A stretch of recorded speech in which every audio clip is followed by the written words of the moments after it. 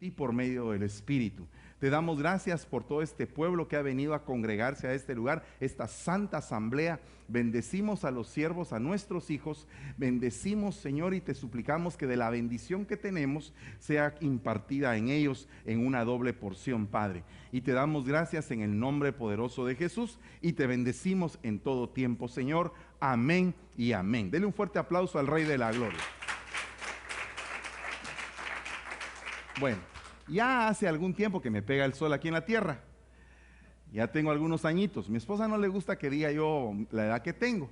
Y no se la voy a decir, pero creo que usted la supone, ¿verdad? Porque a veces, aunque uno no lo diga, ya la cara se le ve fruncida. Entonces ya no hay para dónde, ¿verdad? Ya no se puede esconder uno ni porque se ponga máscara de pepino y botox y lo que usted quiera. Llega un día en que dice la Biblia, los dientes se te caerán y los huesos te tronarán. Yo no quiero que ese día llegue. Me estoy resistiendo, pero ya llevo unos años aquí en la tierra. Y entonces un día tuve la oportunidad de ser bendecido con el acto más precioso después de la salvación, después del matrimonio, que es el hecho de ser padre. Amén. Cuando a ti te dan a tu bebé, no sabes qué hacer. En primer lugar, ¿cómo funciona esto? Dicen, por dónde come y lo demás, usted sabe, ¿verdad? Y cómo duerme, cómo llora, por qué suspira, ¿verdad? ¿Por qué se pone morado cuando llora? No sé si a usted una vez le pasó eso y uno no sabe qué hacer. Cuando uno es primerizo, no sabe qué hacer. Ya cuando uno tiene el segundo hijo, ya uno sabe, ¿va? Ya dice uno, está llorando porque le duele la panza y ya, rápido. Está despierto porque durmió toda la tarde. Uno tiene ya más respuestas porque ya ha practicado. Entonces definitivamente uno se va convirtiendo con el tiempo en un padre maestro. Aunque uno no quiera, uno es un padre maestro, porque uno le va enseñando a sus hijos, le enseña a uno a comer, le enseña a ver la competencia básica, ¿verdad? ¿Qué dicen? ¿Papá o mamá primero? ¿Verdad? Si dicen mamá, ya se ganaron a la mamá. Y si dicen papá, pues ya el papá ya está ganado desde que nació, creo yo. Pero el punto es que definitivamente uno empieza a ser maestro de sus hijos. Y eso es algo bien delicado. Porque así como uno tiene cosas muy bellas, y todos las tenemos, así también tenemos cosas muy feas, como dicen allá en el pueblo, ¿va? No feas, sino que feas, dicen allá en el pueblo. Entonces, cosas muy feas que uno va como que trasladando a la siguiente generación, y es algo inevitable. O sea, perdón, tuviste un hijo cuando todavía no estabas perfecto. ¿Y qué hace el hijo? Pues aprender de su padre imperfecto, muchas imperfecciones, y también de aprender las cosas que son buenas. Entonces es algo muy delicado y es una responsabilidad muy grande. No es un estudio para padres específicamente, aunque espiritualmente creo que todos deberíamos reflexionar sobre eso. Yo le voy a dar ahorita el tiempo a mis dos hijos que están aquí, a que en un minuto expliquen qué es su papá. No voy a decir qué es su mamá por el momento, tal vez al final van a decir qué es su mamá, pero en un minuto que expliquen ellos qué es su papá para cada quien, y usted se va a dar cuenta que los dos tienen diferentes puntos de vista. A ver, por favor, ¿quién pasa primero? 1 minuto o 30 segundos, así, pero rápido. Por ejemplo, eso. Cool. A mí me gusta que se hagan las cosas rápido. Eso es cierto. Ellos saben eso. Muy rápido. Es chistoso porque mi papá es una persona bien exigente, pero a la misma vez es bien comprensivo. A veces cuando él te exige lo más, y cuando uno falla a veces, él viene y también es tu mejor soporte.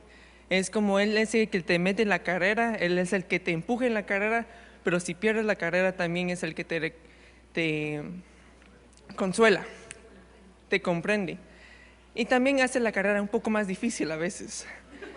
Pero todo el viaje te enseña un montón de cosas, no solo diciéndotelas, sino enseñándotelas por haciendo lo mismo. Como hoy en la mañana yo me tuve que levantar a soccer, ¿verdad? Yo vengo y yo me iba a levantar, pero cuando me levanté dije, no quiero ir, porque estaba bien frío, estaba helado, ¿verdad? Pero después viene mi papá, ¿verdad? Y dice, nos tenemos que ir. Pero lo primero que noté es que él ya estaba vestido con corbata y todo, entonces yo me puse a pensar, él está yendo a trabajar también, entonces, ¿cómo es que yo no voy a ir a jugar un juego cuando él está yendo a trabajar, ¿verdad? Entonces, le da uno a un hijo una responsabilidad de también seguir de lo que su padre le enseñó. Aleluya. Ahora la nena, a ver qué dice la nena de su papá. ¿Por qué no es su mamá? ¿Con qué razón me trató bien hoy? No, somos... no, ni nos vimos. Pero no, la verdad es que dos cosas creo yo que admiro más de mi padre. Una es que tiene una gran visión, es una persona visionaria, tiene una gran creatividad y por lo menos para mí es muy importante eso porque siempre he sido una persona que me preocupo mucho. Me preocupo mucho cuando no sé qué hacer, ¿verdad? Y cuando, por ejemplo, en la alabanza sacamos este disco y ya se había terminado el proyecto y pues quiera que no, el disco crea un gran esfuerzo, ¿verdad? Pero ya después del disco uno siente como, ¿y ahora qué hago? ¿Qué voy a hacer? ¿Cuál es el plan? ¿Verdad? Pero llego con mi papá y le digo, mira, fíjate que no sé qué hacer. O sea, yo ya habré pensado miles de ideas, pero nunca es tan buena como la que a él se le ocurre. Me cae mal porque yo digo, tengo un montón de ideas en la cabeza y de repente... Y lo peor, hermano, es que uno con sus papelitos y estructura y todo, y él cocinando unos huevos. Mira, deberías de hacer esto. Y uno dice, espérame, voy a agarrar una libreta, porque tiene una gran visión, el Señor se lo ha dado. Y la otra es que a mí me sorprende mucho que él es muy rápido para hacer las cosas. O sea, me dice, vamos a sacar un disco bolero, pero yo me hubiera tardado como unas 2 semanas, pensarlo bien, ver si agarro a quién la agarro, etcétera. Hermano, al siguiente día ya tenía la persona para hacer el disco. Yo digo, Dios, qué tremendo. Pero por eso el Señor, pues lo bendice, ¿verdad? Y pues lo malo, hermano, lo malo se queda en casa, ¿verdad? Lo único que sé es que, pues... Es exigente. Sí, yo creo que ellos lo saben, papá. Fíjese que toda la gente dice que soy exigente y yo no me miro exigente. Mire, hermano, si quiere saber lo malo, pregúnteselo a él. No, pero es un gran papá, de verdad. No estaría yo aquí. La verdad es que diría que es solamente, si no lo fuera, diría es un siervo de Dios, va a la iglesia, predica, trabaja, pero es un buen papá. Y eso que usted ve ahí, eso es lo que él es, ¿ok? Así que Dios le bendiga. Gracias, Mica, gloria a Dios. Pagué antes por los anuncios. Mire, pues, fíjese bien. Yo sé que van a hablar de su mami también. Pero primero, óigame bien lo que le voy a explicar. ¿De dónde salió la cosa de la visión y de todo eso? Bueno, todo el mundo piensa que una persona que tiene visión es porque, a saber qué rollo. No, fíjese que lo que pasó fue que a mí el Señor me permitió vivir en diferentes ambientes. O sea que el daño que fue causado a raíz del divorcio de mis padres me permitió vivir en un montón de ambientes, incluyendo el ambiente cristiano evangélico. Yo estudiaba con ella en una escuelita que estaba cerca de la casa, éramos vecinos. Entonces los dos estábamos en parvulitos los dos, ella con sus ojotes y sus piecitos así levantados, y yo era un costal de huesos, hermano, así como superviviente de los antes. Yo era seco. Usted ve a Yeshua delgado, yo era más delgado, aunque usted no lo crea y se ría de eso, pero fíjese que así era yo. Entonces nosotros estábamos estudiando en esa escuelita, pero de repente mis padres se fracturaron. Bueno, no se fracturaron, sino que compraron una casa allá, Dios mío, donde era monte, pero era la casa para la que alcanzaba y nos fuimos a vivir al monte. Y ahí el único colegio que había era un colegio evangélico. Entonces me metieron en el colegio evangélico. Entonces pasé de una escuela pública a un colegio evangélico. Después ellos quebraron en su matrimonio y yo me vine de vuelta cerca al barrio donde vivía mi esposa. Y me metieron en un colegio católico. Era jesuita, muy buen colegio. Pero en ese colegio, como era católico, era jesuita y era un colegio que en aquel tiempo para algunos era caro, para otros era barato, pero para algunos era caro. Entonces había gente, la mayoría de la clase, imagínense toda esta clase, y solamente habíamos 3 que éramos divorciados. O sea, no nosotros, sino que nuestros papás. Entonces eso era una marca terrible, porque todos, mi papá me compró, mi papá me dio, mi papá aquí, mi papá allá. Entonces yo llegué con mi mamá, con mi abuelita, y le dije, fíjate mami, de que yo soy de los rechas, ¿verdad? De los rechazados. Porque pues nosotros somos divorciados, entonces no tenemos los recursos que tienen el hijo del doctor, el hijo del licenciado, el hijo del abogado. Y inmediatamente formó un plan de ataque. Me dijo, mi hijo, es que nosotros tenemos también nuestros recursos, dijo. No me dijo, somos pelados, ¿verdad? Porque fíjese, cualquier otro padre, porque realmente ella no tenía muchos recursos, era una maestra de una escuelita, entonces ella no ganaba tanto, pero ella inmediatamente contrarrestó el ataque a mi corazón. Entonces me dijo, no, si tú tienes recursos, mijo, voy a prepararte tu dinerito para que lleves dinerito a la escuela y que no te estén insultando. Entonces ella agarraba un billete de a 10 quetzales, lo partía a la mitad, digamos, en pedacitos de a 50 y me daba, y le pedía al banquero, al del banco, que me diera billetes de a 50 nuevos.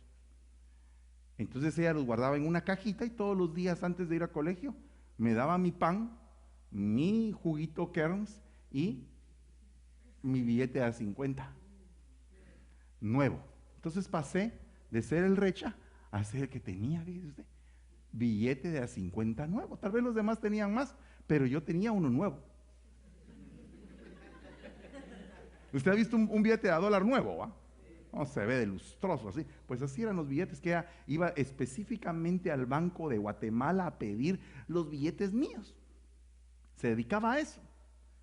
Y así durante esos 3 años que estuve yo en ese colegio, ella se dedicó a estarme metiendo en la cabeza de que yo no era un pelado.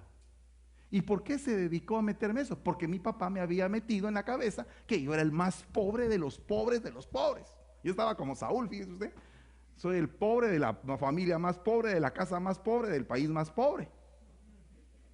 Y entonces el problema es que cuando la pobreza se te mete en tu mente, ¿quién te la saca después de ahí? Te vivís quejando todo el tiempo. Todo lo ves en negativo. Y lo que mi mamá quería era que yo no viera la vida en negativo. Ella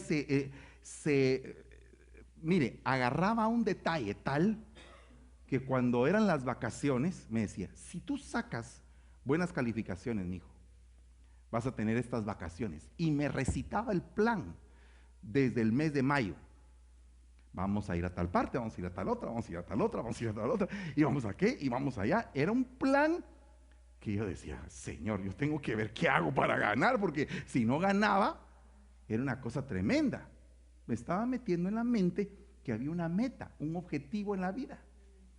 ¿Me entiende? Perdóneme que me tarde un poco en la introducción, pero le quiero contar un poco del testimonio. Total, si le aburre, por favor, hágame así, entonces ya sé, o haga como que se está durmiendo así, y entonces ya sé, ok, ahí tengo que parar, y entonces ya empezamos a predicar. Pero le quiero contar esto porque la mentalidad juega un lugar muy importante en la vida, pero muy importante como tú pienses. Por eso es que la Biblia dice que tenemos que tener un metanoeo para pasar de las tinieblas a la luz. Tiene que haber un cambio de mente. Si no, aunque estemos en la luz, seguimos pensando como que estamos en tinieblas. Entonces, pasó ese tiempo y llegó el día de mi graduación de primaria. ¿Y qué vas a hacer? ¿A dónde nos vamos a ir? Había la opción de quedarme en ese colegio. Pero yo no tenía papá. Entonces me dijo mi abuelita, me llevaba el 15 de septiembre a ver desfilar a los que estudiaban paramilitares. Y me conseguía un lugar especial en el desfile. Y me ponía ahí enfrente del desfile a ver a los cadetes marchar, a los cadetes de la escuela militar de allá de Guatemala. Y yo quedaba ahí y entonces me empezó a gustar. Yo dije, yo quiero ser eso. Ok, me dijo mi abuelita, te vas a meter al instituto militar. La primera cosa que te enseñan en el instituto militar es a caminar rápido. Dios guarde, caminas despacio. Mire, eso me costó un buen trabajo. Cuando llegué al trabajo ya grande, cuando pasé, ¿pasa algo, no? ¿No? A veces como les veo así como afligidos, no sé si... Dije, pues estará pasando algo, les estoy contando algo que los está afligiendo. Bueno, mire pues, no es que me preocupé lo que... Va, mire pues, volviendo otra vez al punto.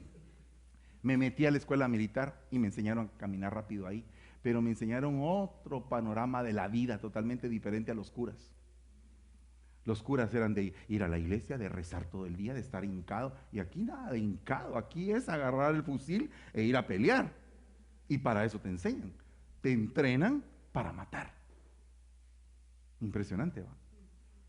Pero no para matar subversivamente, sino que para defender tu país. Entonces te enseñan los valores de la patria. Después salí de ahí y me fui a un colegio civil, que ni chicha ni limonada, ahí era sálvese quien pueda. ¿Qué fue lo que me pasó en ese colegio? Fíjese que yo tenía un cuerpo, hermano, así. Pero mire, pecho y todo. Me fui a lo civil y salió la panza, hermano. Cambió mi vida ahí. Tremendo, ¿verdad? ¿Cómo le va cambiando a uno la vida? Después me metí a estudiar en una universidad evangélica. Y después estuve con ella estudiando en una universidad católica. Bien tremendo. Estudié Derecho 3 años. Y después estudié Administración de Empresas. Porque ya no podía continuar la clase de Derecho por cuestiones de trabajo. Y después estudié con ella Mercadotecnia y Publicidad para andar juntos. Fíjese usted. Empezamos a trabajar en ventas. Bueno, primero en un banco. Pero un día me llegó a mis manos un libro que se llama El Rinoceronte. Alguien me lo regaló. Y cuando me lo regaló, me puse a leerlo. La iba a traer yo a ella, a una agencia de publicidad donde ella trabajaba. Ella ganaba el doble que yo. Yo trabajaba en un banco y decía, no es posible que una mujer gane más que un hombre, decía yo. Perdóneme, no quiero ser machista, pero si yo voy a ser el prometido de ella, el esposo, el que la va a mantener, no puede ser que ella gane el doble que yo. Eso no me gustaba, fíjese usted. Me incomodaba un poco. Y otra cosa que pasaba era que las quincenas eran muy pequeñas, tenía que trabajar mucho. Y llegó a mis manos el libro del Rinoceronte. Y ahí decía en una página, ¿usted se está comportando como vaca o como rinoceronte? Entonces, ¿qué son las vacas? Las que están en las oficinas pastando. Decía. Yo me sentía vaca, fíjese usted. Inmediatamente yo dije, yo soy la vaca. A mí no me gusta la posición de vaca, pero eso era lo que decía el libro. Porque te puede enfocar algo en la vida, ¿verdad? Te pone al frente, te pone contra la pared y te desafía. Te presenta un desafío. Entonces era el momento en mi vida donde tenía que echar mano de todos los recursos que había aprendido, de lo evangélico, de lo católico, de lo militar, de lo pachuco, de todo. Tenía que agarrar el filo de lo que tenía que hacer en mi vida. Todos tenemos que llegar a ese momento. Tenemos que agarrar el filo en una etapa de nuestra vida y decir, a partir de hoy tienen que cambiar las cosas. No puede ser que las cosas sigan así.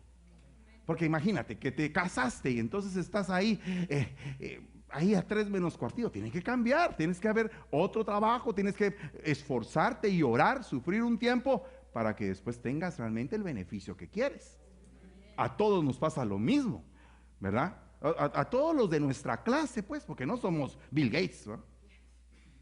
Aunque si usted ve la historia de Bill Gates, él también lloró. Él también sufrió. O sea que todo lo que se necesita alcanzar en la vida tiene que tener un precio. Vaya. Cualquiera podría decir, será hermano, pero fíjese que Dios, como Padre Maestro, le enseñó a su Hijo a sufrir padecimientos. Dice que lo llevó a padecer. ¿Para qué? Para aprender. Entonces, una parte del Padre Maestro implica que tienes que dejar a tus hijos a que cuando se están expandiendo, tienen que llorar un poco. ¿Y por qué tienen que llorar? Porque no es todo felicidad siempre. ¿Por qué cree usted? Porque el llorar nos hace a nosotros más maduros. Cuando yo empecé a predicar, no predicaba como predico ahora. Yo me he dado cuenta, uno debe de oírse y grabarse y ver las etapas de la predicación de uno. Pero cuando uno empieza así como que hasta un poco más cuadrado, porque no te ha llovido. Pero cuando se te quiebra algo, entonces ya lloras. Y entonces ya tu nivel de predicación aumenta. Increíblemente hay una vivencia, hay una experiencia. Así es todo en la vida. En lo secular a mí me pasó lo mismo. En lo secular habían meses que yo decía, Señor, ¿y ahora qué voy a hacer para comer? Me recuerdo hace poco mi hija que acaba de empezar, porque alcanzó una bendición en donde trabaja, llegó ahí al parqueo de mi casa, y entró su carro, y yo le dije, ya viene la productora del $1,000,000, le dije. Estaba yo testeándola a ver qué decía. Si decía, sí, aquí viene la productora, o... ¿verdad? ¿Qué cree usted que es la reacción? ¿Cuál cree usted que es la reacción? Cuando alguien te pone entre la espada y la pared, ¿qué tienes que hacer? O das o te achicopalas. Entonces, el punto es que mis hijos tienen que dar la talla, tienen que expandirse pero a pulmón, con toda su fuerza. Pero para eso necesitan estar contra la pared. Porque eso fue lo que me pasó a mí. Me pasó a mí de que habían días en que no tenía ya más clientes, porque cuando uno es vendedor, no todo el tiempo tiene clientes. Lo más difícil de un vendedor es conseguir clientes cuando tu producto no lo vendes todos los días, cuando tu producto no es repetitivo. Digamos, el que vende risitos, pasa a la tienda, ¿cuántos risitos quiere doña? 20, aquí 20. ¿Cuántas incaparinas? 30. ¿Cuántas botes de leche? 50, ok. De ahí pasa el día a la semana siguiente y lo mismo, doña, ¿cuánto vende? Pero cuando tú vendes una cosa que cada 5 años se compra, vendes una y hasta 5 años después vas a vender lo mismo. Entonces, ¿qué tienes que hacer? Tienes que conseguir clientes. ¿Y cómo los consigues? Cada día que amanece, ves la ciudad bien grande y tú bien chiquito. Te paras en el carro y te agarra un miedo como escénico. ¿Para dónde voy? Para allá, para allá. En eso tu cuate perezoso te llama. ¿No quieres tu taza de café vos? Vamos a la taza de café. Ay, pasé. Y así pasa el primer día, el segundo, el tercero, el quinto. Cuando va al 15 del mes, no has hecho nada. Afligido, a ver qué haces. No. El Señor nos enseña. Fíjate en la hormiga perezoso, dice. Mira cómo ella se va preparando, cómo va hilvanando cosa por cosa. Y entonces resulta que un día llegué yo desmotivado a la empresa y me encontré con el supervisor y me dijo, vení para acá, ¿cómo va tu producción? Mal, le dije, voy re mal en este mes, ¿qué hago? Mira, me dijo, ¿cuántos has prospectado? ¿Cuántos has ido a buscar? ¿Cuántas puertas has tocado? Pues tantas, tenés que duplicarlo. Mira, pero y ya viste tal cosa, y ya viste tal otra, y me empezó a pedir cuentas. Entonces me dijo, el proceso de la venta es como un lazo con nudos hacia arriba. Tú te agarras hacia arriba y le pones un nudo. Ya, si tienes ese nudo bien hecho, ya tienes algo de donde apoyarte. 2 nudos, 3 nudos, 4 nudos, 5 nudos. Entonces, si no te funciona este nudo, te agarra el otro, pero tienes varias opciones de donde echar mano para poder salir adelante. Entonces, en lo espiritual, dice, echa mano de la vida eterna, pero la vida eterna está hasta allá. Pero para llegar a la vida eterna tengo que echar mano de la fe, tengo que echar mano de la gracia, tengo que echar mano de la misericordia, tengo que tener paciencia, tengo que hacer esto y hasta llegar a la eternidad. Pero mientras que llega a eso, yo tengo que pasar por un proceso de refinamiento, de pulimiento, de trabajo en mi alma, de trabajo en mi espíritu, de poder entender qué es lo que Dios quiere para mí. Ahí es donde nace la visión.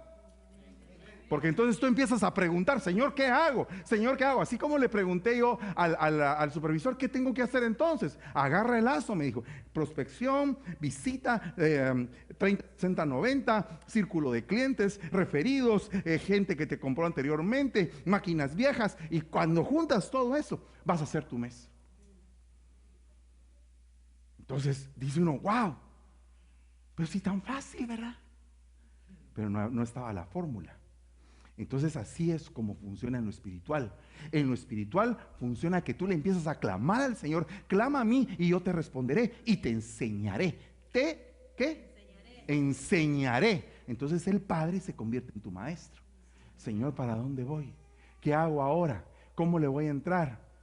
¿Verdad? Como le decía yo a Josué hace un momento, llega un momento en que ya predicaste esto, predicaste lo otro, predicaste aquí, predicaste allá, ya todo predicaste. Y tú dices, Señor, ¿que ahora qué predico? En la medida que tú vas avanzando y quieres llevar siempre pan fresco a la gente, llega un momento en que tú dices, yo te necesito más revelación. Necesito clamar porque me muestres cosas.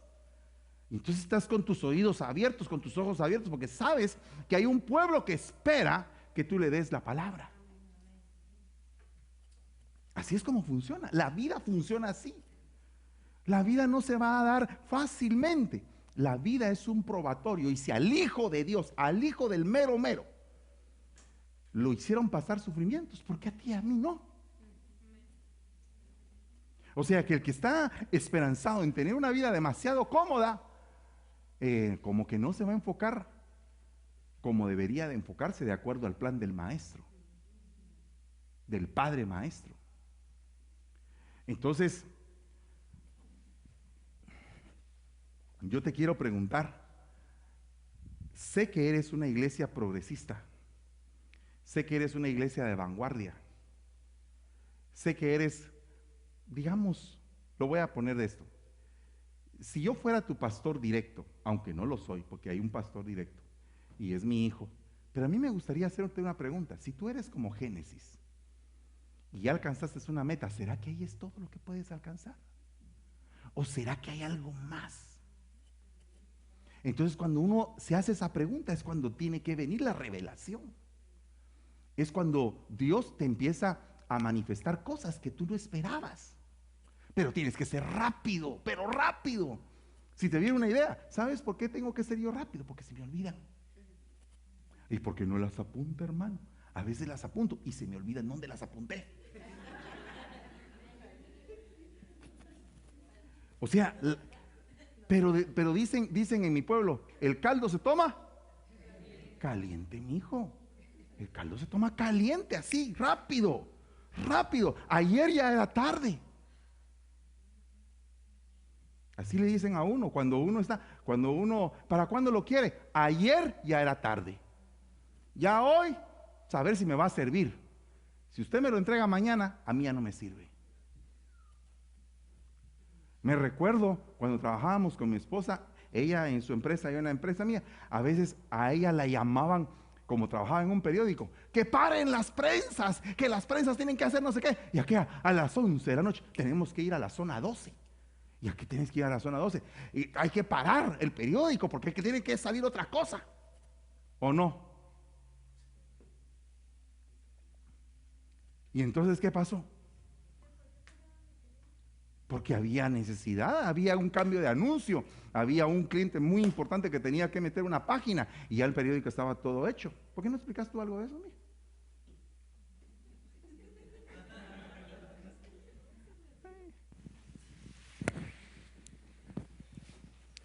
Bueno, había que modificar alguna noticia, especialmente si es una noticia delicada, donde se puede, digamos, ofender a alguno de los clientes y que puede ser contraproducente para nuestra propia compañía. Había que parar las máquinas. Había que parar todo.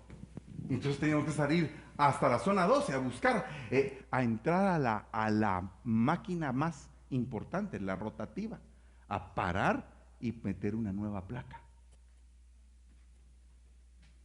Entonces es una responsabilidad. Las cosas se tienen que hacer ya, fuerte, porque eso nos hace distintos. Eso nos hace guerreros. ¿Me entiende? Esa es la diferencia. Uno tiene diferentes tipos de hijos. Hay hijos que son menos guerreros que otros, pero tienen otras virtudes. Pero cuando tú estás hablando de guerrero a guerrero, aquí la batalla es fuerte, pero al final la victoria ya está dada. Entonces, ¿qué tenemos que hacer? Solo alcanzarla. Alcanzar la victoria en todo lo que hagamos. Entonces, fíjese que le quiero solamente compartir unos cuantos versículos porque ya me agarró la tarde. Pero mire lo que dice: mientras el heredero es menor de edad, en nada es diferente del siervo, aunque sea el dueño de todo, sino que está bajo guardianes y tutores hasta la edad señalada por el padre. ¿No le parece extraño que Josué predicó acerca de la paternidad en las ofrendas? Y yo traía una mi prédica que el Señor me puso acerca de la paternidad también. Entonces, para llegar a ser hijos, tenemos que entender el trabajo de los siervos. Fíjese, bien tremendo, porque yo estuve en una empresa donde el hijo del dueño, el dueño lo puso a vender extinguidores, y no se vendían los extinguidores. O sea, era un producto que él tenía como un producto a la cola, y cuando creció su hijo le dio el peor producto a él y le dijo: quiero que me trabajes este producto. Y entonces aquel empezó a ver: ¿y cómo voy a vender esto? Y empezó a preguntar, a indagarse del extinguidor, clases de bomberos y todo. Se convirtió en una línea de vanguardia en la empresa, y después hasta esa línea vendía más que las otras líneas. Pero ¿qué pasó? El hijo lo tomó. Entonces llega un momento en el cual el hijo agarra lo del padre. Amén. El hijo toma lo del padre. Dice ahí, mire lo que dice ahí: el heredero es menor de edad, en nada es diferente del siervo. O sea que de momento están los esclavos, están los siervos, y ahí está el hijo, y como que fuera parte de ellos. Me recuerdo que yo era gerente ahí de una división de esa empresa, y el bodeguero regañó al hijo del dueño porque había sacado unos extinguidores que no eran, y se había confundido la bodega. Y entonces el bodeguero se puso bravo, dijo: mire, no me está haciendo eso, y se fue a quejar, y el papá lo regañó, y el otro aguantó. Porque la formación al final te va a dar el toque. Si tú te dejas formar por ellos, te vas a agarrar el toque para triunfar. Es un sistema que es espiritual, porque el Padre lo dio a la tierra dando a su Hijo. Por tanto, ya no eres siervo, sino hijo. Y si hijo, también eres heredero. ¿Por medio de quién? De Dios. Pero necesitas guardianes y tutores. ¿Cuál cree usted que es la diferencia entre el guardián y tutor? El tutor es un maestro, un asesor. ¿Y el guardián? Alguien que controla. Entonces el hijo tiene que tener dos funciones sobre él: el control y la tutoría. Entonces, si tú sabes que tu hijo es obediente, ¿para qué lo vas a controlar? Si es obediente, ¿verdad? Es un pequeño chequeo y ya sabes que todo está bien. Hijo, tomas el carro, y va a conducir el hijo a 60 y va a llegar y va a regresar, porque no te da problema. Pero ¿qué pasa si tu hijo, cuando agarra el carro,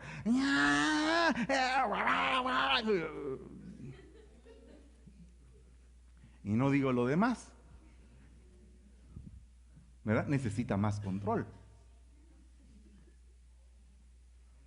Amén. Vale. Y la tutoría sería el consejero. O sea que todo hijo necesita consejeros. Pero fíjese que los hijos de los reyes, no de los de apellido Reyes, sino que los hijos de los reyes, monarcas, tienen una multitud de consejeros desde pequeños, que les enseñan tal y cómo deben de comportarse como reyes, hasta que llegan a una madurez. Entonces, mientras más consejeros tengas en la vida, buenos, te va a ir mejor. Entonces, yo dejé a mis dos mamás, las dejé cuando salí a trabajar, pero como ya tenía un modelo de consejeros, tenía que buscar a alguien que se pareciera a ellos. ¿Y qué encontré en la calle? Un consejero que me llevó a Cristo. Me encontré con dos, un consejero que me llevó a Cristo y otro que estaba caído. Eran mis dos jefes. Entonces el caído, vos venite, vamos a molestar, que aquí, que allá, que no sé qué. Pero de repente yo llegué con él, pasé un tiempo de molestia y todo, y el otro solo se quedaba viendo. Y decía, de plano de haber dicho, este está perdiendo a aquel. Me voy a acercar a aquel y lo voy a salvar. Me presentó a Cristo, me acerqué y entonces me convertí a Cristo. Y fui salvo. 27 de agosto del año 87. Pero fue por la influencia de dos personas. La influencia, una me estaba perdiendo y la otra me ganó para el Señor. Vaya, ¿qué fue lo que pasó después?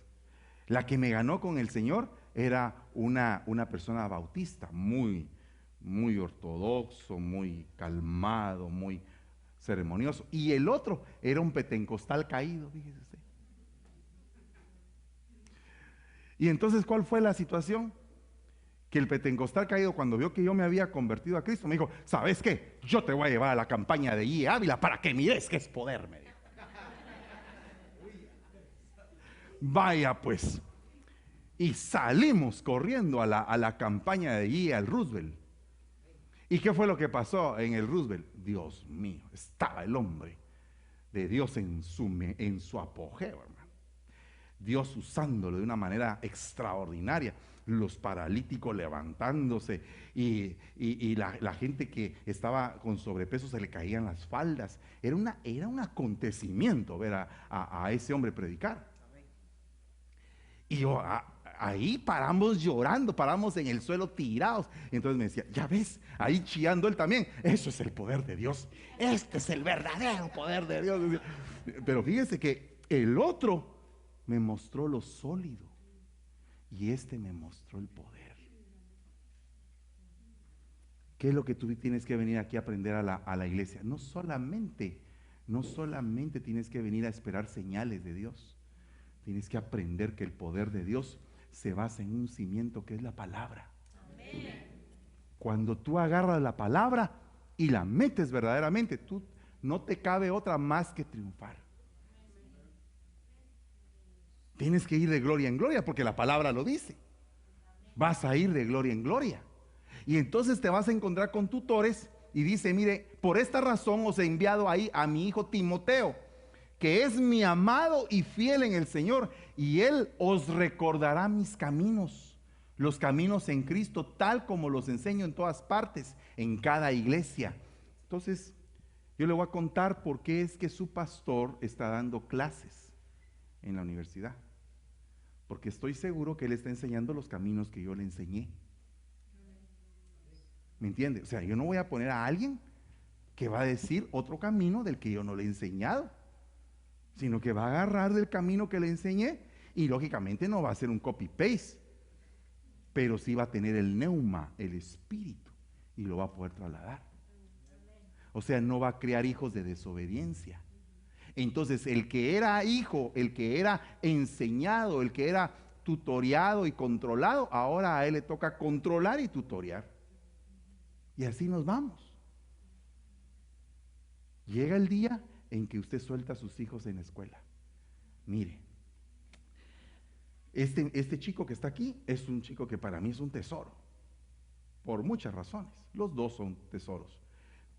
Este chico, pero como estoy hablando de él ahorita, este chico, Cuando yo lo solté a la escuela, Dios mío, yo andaba con un pánico. Y decía, Señor, que le enseñen bien, Padre. ¿Me entiende? ¿Cómo deja usted a sus hijos en la escuela? Ay, anda caminando vos solo como puedas. No. Y si lo golpean en la calle, ay, es que usted es muy sobreprotector. Esa es mi responsabilidad.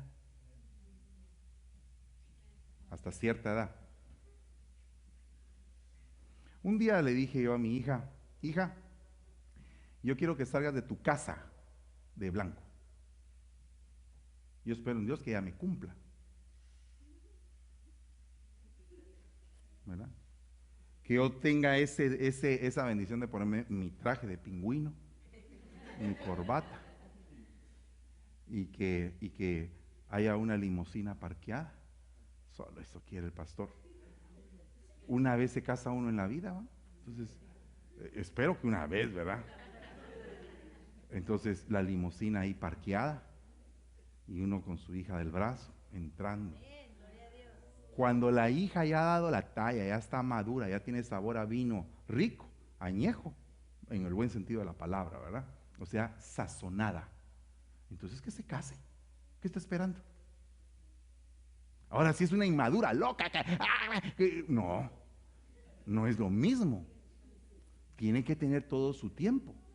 No sé si me doy a entender, ¿verdad? Tiene que tener todo su tiempo. Si tú estás pequeña, estás de 17 años y ya te quieres casar, no te cases, por el amor de Dios. No estás suficientemente madura. No es que te quiera vaticinar, pero hay una gran posibilidad de que salgas perdiendo.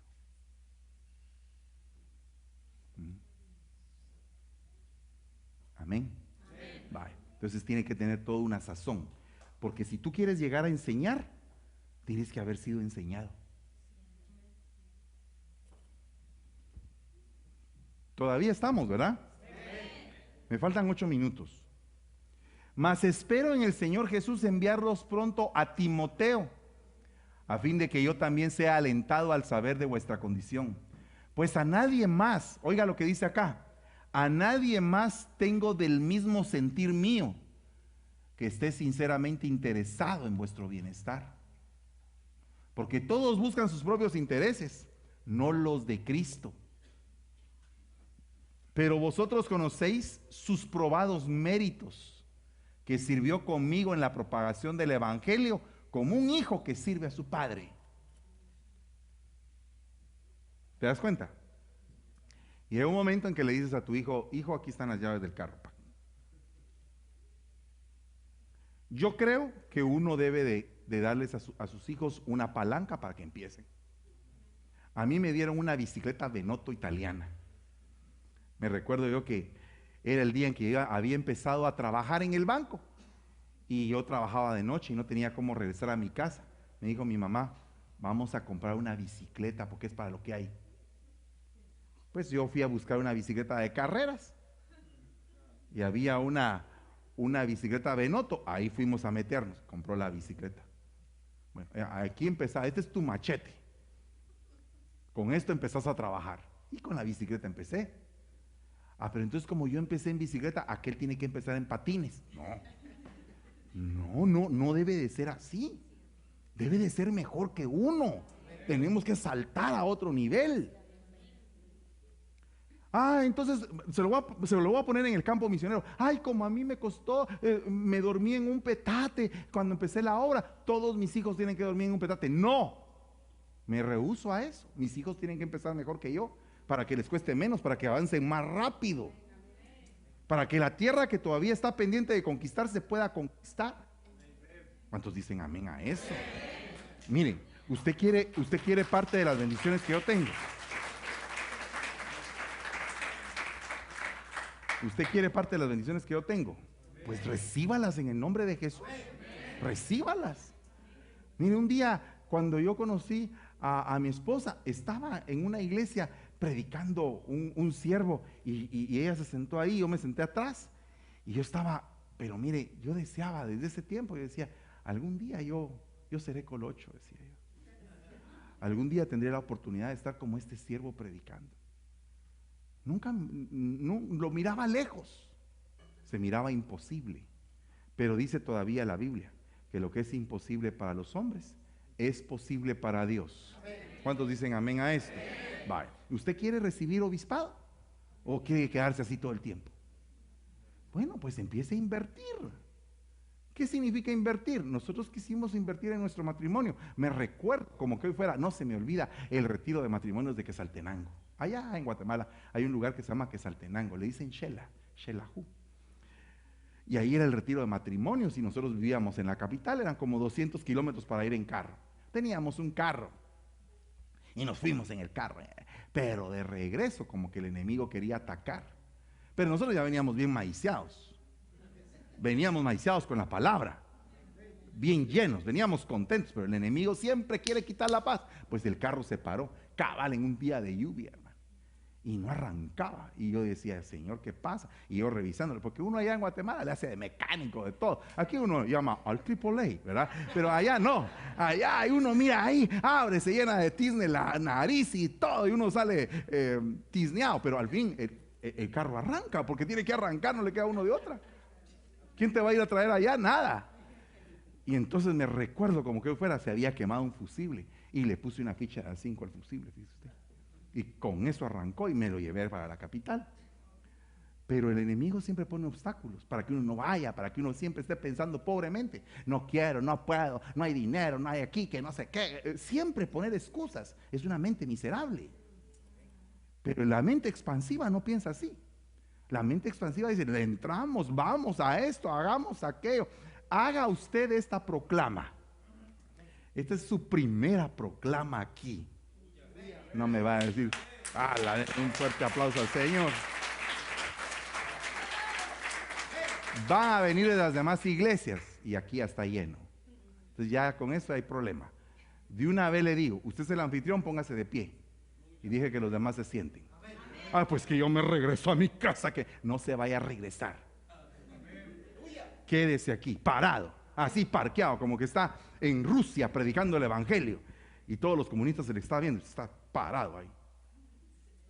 ¿Verdad? Porque no sabe usted a dónde lo va a mandar el Señor. Porque tal vez usted está pensando en una mega iglesia en Canadá. No, nada, tal vez lo mandan a la aldea del Jute. Pero ahí usted va a ser, ahí va a ser usted el mero mero. El mero mero. El que lleva la palabra de Dios, el mensajero de Dios para esa ciudad, donde usted va a impactar y de repente va a ir a Canadá y no le va a salir nada bien. Pero en la aldea de Jute todo le va a salir bien. Porque va de parte de Dios. Entonces usted tiene que estar preparado para todo tiro. ¿Y cómo se tiene que preparar? En estas ocasiones donde se rompen los odres, hermano. Porque yo espero en Dios que aquí en San José se rompan los odres desde las 4 de la tarde. No, a las 4, ¿a qué hora se irá a predicar el hermano apóstol? A las tal hora. ¿Cómo a esa hora va a llegar? ¿Para qué va a llegar? No, véngase desde temprano. Dígale, Señor, me voy a preparar, que tengo que estar en el trabajo, hermano. Pida permiso, mire qué hace, ore, póngase de rodillas, dígale, Señor, bendice a mi jefe, ilumínalo o apártalo, ¿verdad? Pero tiene que ceder eso tiene que ceder. Es que cuando se mueve un movimiento de una gran fe, cosas imposibles pasan. Amén. Pero el que piensa miserablemente todo el tiempo piensa lo mismo. Todo el tiempo voy a pensar, ay, que mire, qué pobre de mí, qué pobre de mí, qué pobre. No, fuera todo tipo de miseria en el nombre de Jesús. Nosotros somos ricos, estamos enriquecidos con toda liberalidad, y liberalidad significa el poder de dar. Cuando nosotros damos, nos desprendemos, ayudamos a un pobre, ayudamos a aquel, estamos, y Dios sigue llenando y sigue llenando y sigue llenando y nunca te va a hacer falta nada. Amén. Si lo quieres recibir, gloria a Dios. Pero nunca te va a hacer falta nada si tú confías en la palabra del Señor. Pero tienes que ser diligente, ¿verdad? O sea que la próxima vez que me mire, mejor si camina corriendo, ¿verdad? Sí, mejor sí. Porque mire, hermano, fíjese que, sinceramente, mire, a veces hay eventos, ¿verdad? No le voy a decir de usted, de otros lugares. Y entonces yo veo que todos van al evento así, mire, con un cansancio. Decía mi mamá, Este le está pidiendo permiso a la izquierda para mover la derecha. Con nosotros no funciona así. Usted no tiene que caminar despacio, por el amor de Dios, no camine despacio. Camine rápido, viva. Si no, ¿sabe el mejor remedio? Una taza de café. Porque sin café es imposible agradar a Dios.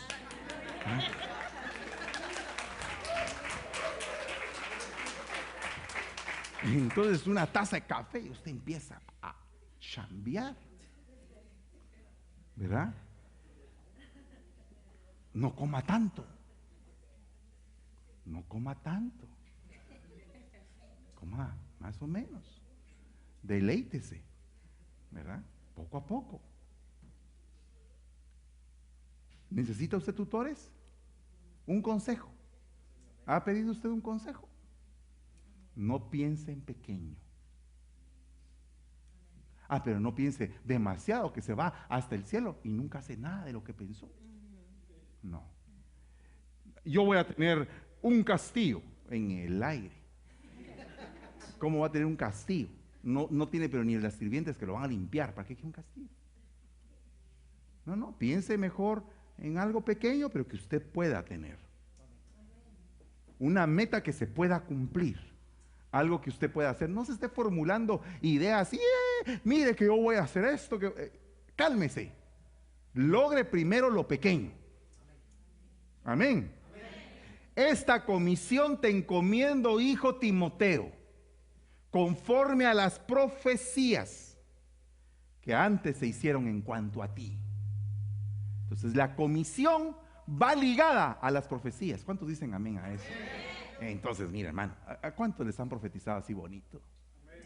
Qué bonito, ¿verdad? Pero si usted se ha portado mal, esa profecía no es para usted, aunque profeticen bonito. No le va a pasar a las del pueblo de Israel, que les gustaba que les profetizaran bonito, pero no era para ellos, era para el que se había portado bien. Entonces ahora yo le pido un favor. Miren, hay profecías que yo sé que usted las agarró y que son suyas, y que las tiene atesoradas en su corazón, y que nadie las va a arrancar de ahí. ¿Cuántos dicen amén a eso? Va. Entonces, conforme a esas profecías, pelea. Conforme a la profecía, pelea. No te quedes ahí quieto, a ver cuándo viene. No, pelea, llora por la profecía. Y dice ahí, a fin de que por ellas, por las profecías, por la comisión que te encomiendo, pelees la buena batalla. O sea, la cosa se va a poner recia. A veces se puede poner color de hormiga, hermano, porque de veras, hay unas batallas que uno siente que ya no sale usted. Me recuerdo de una vez que yo ahogué una rata en la pila de mi casa y le echaba agua y la rata salía. Y yo era un raticida, hermano, que Dios me perdone por esa muerte que me eché pero fíjese que así hay algunos que están como la rata y se están ahogando. No, pelea la buena batalla. Que se hinche tu corazón, que explote en tus venas del coraje santo que vas a tener para pelear la batalla del Señor. Que no sea una iglesia más en Estados Unidos toda frívola, toda. A ver, hermano, párense, levanten las manos. No, hombre, una iglesia llena, plena. Una iglesia, mire, la gran comisión. La gran comisión, esta comisión, yo te estoy encomendando. Que seas un peleador, no callejero, sino que un buen peleador en lo espiritual. Pero para eso, para tener una buena batalla, tienes que tener fe y guardarla en tu corazón. No de aquello, ¿será que existe Dios? Cuando las cosas se ponen feas, ¿va? ¿Será que estás ahí? ¿O será que eres un mito? Tal vez mejor me pongo como así. Trabajo los ojos, voy a practicar yoga. No, hombre, que se va. Reprenda al diablo, hombre. Pelee la buena batalla. Pelee la buena batalla. ¿Cuántos dicen amén? Guardando la fe y una buena conciencia. Limpia, pensando siempre bien, no pensando mal.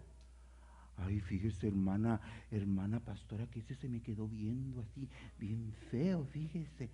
Ay, mi hija, es que es turnio. Con un ojo ve hacia adelante y con el otro ve, por eso es que tú pensaste que te estaba viendo, pero no, él estaba viendo recto.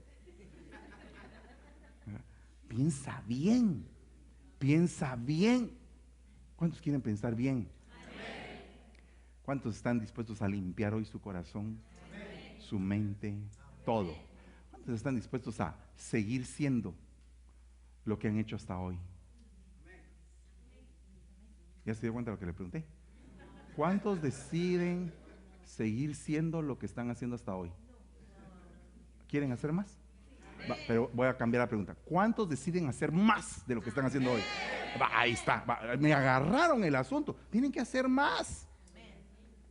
¿Ya alcanzaron la medalla de oro? No, todavía no. Pero ya van en muy buen camino. Ya les ganaron a un montón. Pero pueden ganarse la medalla de oro. No la mía. Si yo no estoy premiando a nadie, el que va a premiar es el Rey. Él es el que nos va a dar premio a todos. Usted tiene que hacer su trabajo. Te vas a topar con los que rechazan y que naufragan cuando se tratan las cosas de la fe. Hay gente que naufraga. Mire, hay días, hermano, que uno dice, Señor, pero ya esto ya de veras ya no lo soporto. Ya no aguanto, Señor. Ya no aguanto, Señor. Ya no aguanto, Señor. ¿No le ha pasado a usted? ¿O solo a mí me ha pasado? Y yo sé que mis hijos hoy se expresaron, puchica, Dios mío, dije yo, una estrellita para cada quien. Pero las batallas que yo he librado, que a usted le han dado una buena manada en el estómago. Si usted no ha probado eso, yo sí me encontré con mi tata en la calle por andar de rebelde. Porque si no aprendes en casa, aprendes en calle. Y eso es más doloroso. Si te saca el aire el enemigo, que sin duda lo ha hecho, toma fe. Toma el soplo de Dios. Esta iglesia es una iglesia muy amada. Y todo lo que el enemigo quiera decir contrario, yo lo reprendo. Es una iglesia muy, pero muy amada. Y los siervos que están aquí, muy amados. Pero ya crecieron. Ya crecieron. La talla ya es otra. Tú quieres que las profecías que se han dado en cuanto a ti se cumplan. Tienes que pelear a otro nivel. Y entonces, si a este nivel has triunfado, te va a pasar las del Canelo. De peso ligero pasó a peso semipesado. Cuesta. El cambio de peso cuesta. Pero al final ganó. Le costó, pero ganó. ¿Tú quieres ganar? Tienes que cambiar de peso. Lo dijo mi esposa en un principio. Ya no caben aquí, dijo ella. Tiene razón. Y no vinieron todos. Entonces, cuando vengan todos, ¿qué pasa? Hay un lindo problema. Ese lindo problema, no van a creer que en el reino de las tinieblas están va y risa y risa. Ay, qué alegre que aquellos están creciendo. No. Y el enemigo puede utilizar cualquier cosa, por muy pequeña que sea o por muy grande que sea, para querer destruir. Entonces, agárrense porque viene lo mejor. Amén. Lo mejor. ¿De acuerdo? Pónganse de pie en el nombre de Jesús. Ya no hubo tiempo para que mis hijos hablaran de su mami. Perdóname, ¿oíste? Hubiera querido que también hablaran de ti. Pero tú eres la que cuida. Yo soy el maestro. Ahí está. ¿Quieres decir algo? A ver, ahí agarra el asunto. Gracias, hermanos. Vení para acá, así explicas. Bueno, hermanos, a mí me sorprendió la parte donde dice que necesitamos tutores y guardianes, ¿verdad?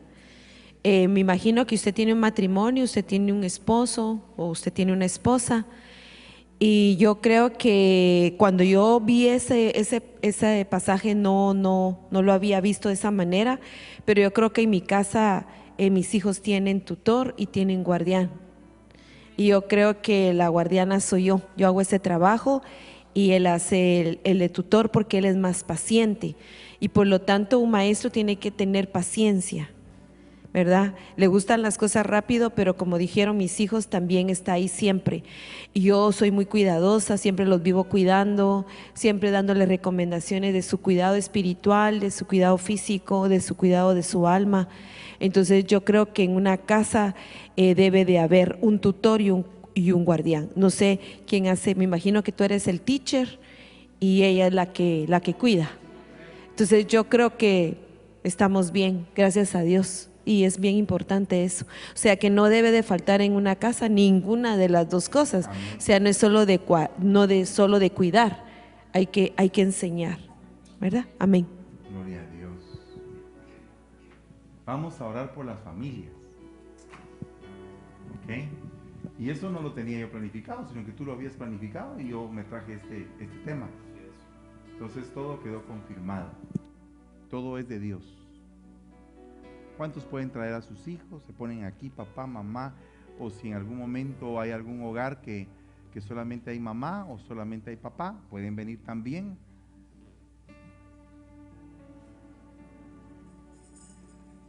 Canta un canto.